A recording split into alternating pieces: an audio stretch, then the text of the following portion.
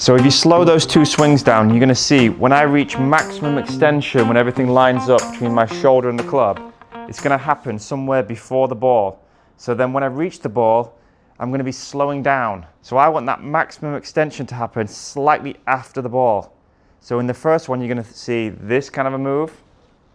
And then the second one, you're going to see this kind of a move where everything releases much later. So how do I get you to do the second one?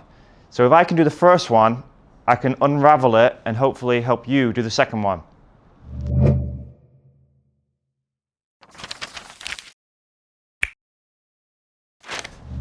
So the first part is I want you to understand the equipment. So I want you to hold the club like this, and I want you to move the grip part and see how you can move that independently of the club head. Now, second part is, can you do this with a small backswing? And I want you to feel like you're going to punch towards the ball. And when you do this, you're going to feel like the club shaft is almost going to hit you on the right shoulder. So this drill will allow you to instinctively find what your backswing should be in order to create the force in this direction. We've got to have the grip pressure loose enough so that when we create this pressure down, the club head gets left behind. Because if I push down with my grip pressure too hard, the club head's coming down with me. And then when I'm doing this, I'm not just pulling down, I'm pulling down and out, which makes the club drop a little bit behind my hands.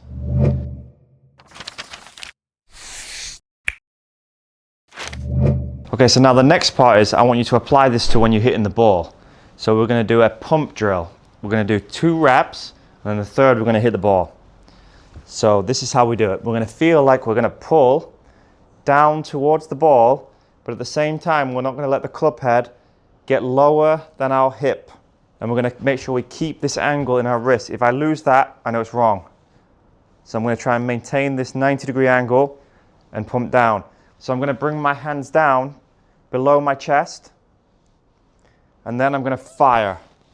When I'm doing this, the angle that I'm pulling down is towards the ball. It's not just down, and it's not out. So I'm going to do this. 1, 2, 3.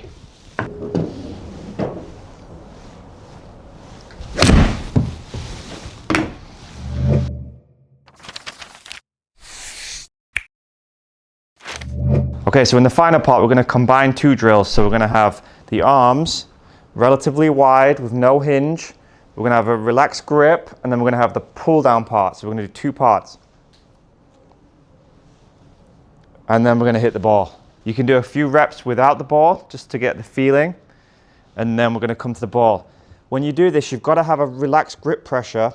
Otherwise, it won't work because you'll just end up pulling the club down.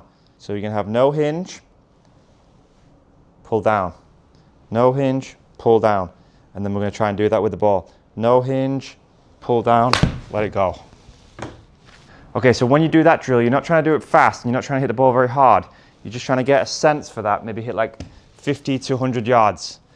Once you built the sense, it won't fix your swing, but you'll get a sense of when you do it right or wrong when you do the full power. Because when you go full power, you're going to use, most of your subconscious is going to be hitting the ball. So you just got to sense what happens after the ball. So if you've got that feedback in your mind, you're going to sense when you do that move, because it's going to feel so different to your new ideas, that now you'll have a feedback loop which will allow you to develop a good swing. Okay, good luck, hope that helps, see you in the next one.